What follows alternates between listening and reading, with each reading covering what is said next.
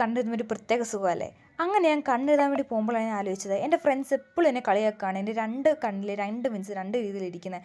അതിനൊരു സൊല്യൂഷനായിട്ട് ഞാൻ ഇന്ന് ഇവിടെ വന്നിരിക്കുന്നത്. എന്താണെന്നറിയാവോ?